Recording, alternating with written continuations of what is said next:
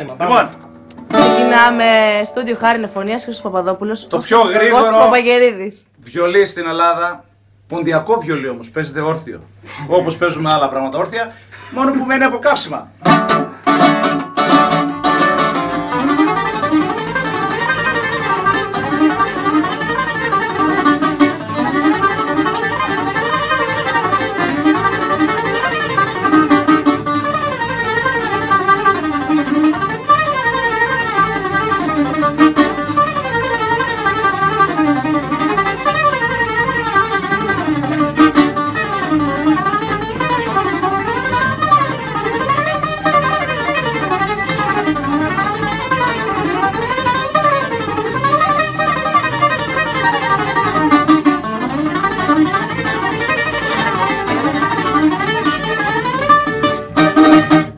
Έμεινε.